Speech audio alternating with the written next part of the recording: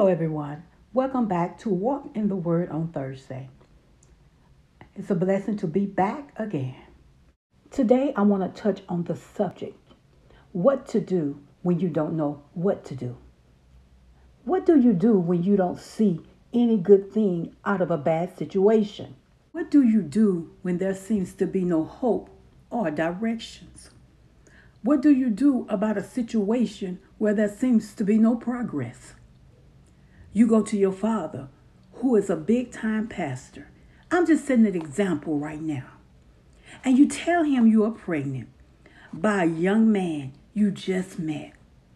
And your father told you to have an abortion or get out of his house. What do you do when you were brought up with Christian morals? You then begin to feel the pressure from your father and the violations of your spiritual beliefs. But you go ahead and you have the abortion anyway. Now, every day you are tormented by the pressure and the consequences of it all. Every time you hear a baby cry, every time you see a baby, you start to feel depression kicking in. You say to yourself, I don't know what to do. Just don't know. There are so many young girls today that have followed the same pattern that this young lady faced. All kind of problems may enter our life. We may have experienced that hit our lives that may make us want to cry sometime and say, I don't know what to do. You know what I'm talking about. There are some traps that young people today fall into when they don't know what to do. Some turn to alcohol. They try to cover up their ability to cope with life decisions by avoiding them or blocking them out. Proverbs 23:32 says, in the end, it bites like a snake and stings like a viper. Others turn to drugs when they don't know what to do, choosing artificial highs and lows through illegal drugs, needing pills to get them going in the morning and pills to stop them altogether at night. They need the drugs to alter their process instead of changing their thoughts according to the wisdom of Philippians 4:8. And it says, finally, brothers, whatever is true, whatever is noble, whatever is right, whatever is pure, whatever is lovely, whatever is admirable, if anything is excellent or praiseworthy, think on these things. See, there are others who turn to illicit sex activities when they do not know what to do. The widespread of sexual transmitted diseases like herpes, syphilis, and gonorrhea, AIDS, are people that are searching for the fulfillment of their body and not the spirit and soul. They find themselves looking for love in all the wrong places.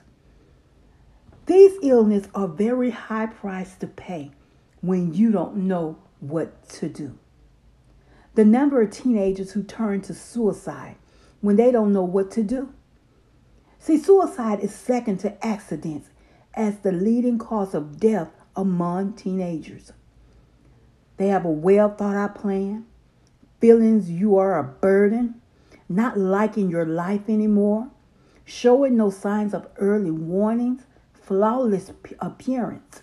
Out of all these examples, they still don't have it all together.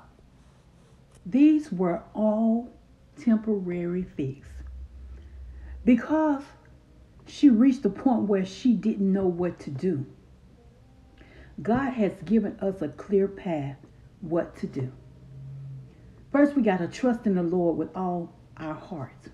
Proverbs 3:5-8. His hand is bigger than yours. He holds the whole world in his hands. If you are doubting this, it is because Satan has created the doubt in your mind. Satan is a father of lies. It's the eternal truth that was inspired by God. Trusting God is the solution when you don't know what to do. Secondly, you're going to lean not to your own understanding. When it comes to our understanding, it is limited. Self at its best is still not good enough. Romans 7:15-25. Apostle Paul had some distractions. We often have. He didn't know what to do. He said, every time I go to do good, evil is always present. He said he is a wretched man who can rescue me. He was simply saying, what do I do when I don't know what to do? His answers to his problems were through Jesus Christ. Romans 7:25. Paul came to the same conclusion that Solomon came to by the Spirit of God. That is when you don't know what to do. Don't trust yourself or your understanding. Trust the Lord. In all your ways, acknowledge him, and he will direct your path. He will make your road straight.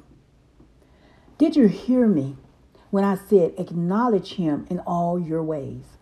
First of all, many of us don't know what to do because we are so mixed up with other priorities.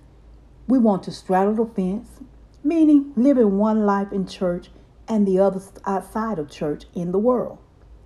We become like the person James described in James 1:8.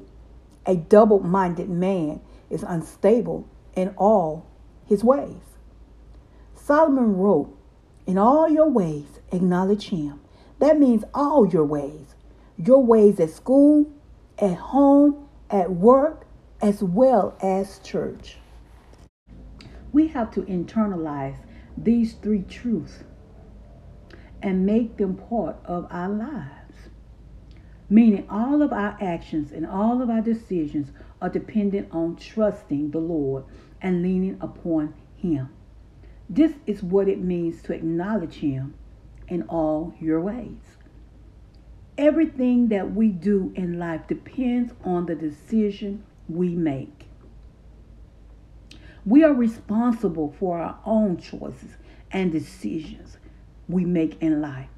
And when we don't know what to do, we must return and do it God's way. The simple fact is to trust in the Lord with all your heart, lean not on our own understanding, and in all of our ways acknowledge him. Let this be your friend today. When you don't know what to do, lean on the everlasting arms of Jesus. Thank you for tuning in. This has been Walk in the Word on Thursday. And until next time, I pray you stay safe, stay blessed. And until the next video, y'all have a great day now.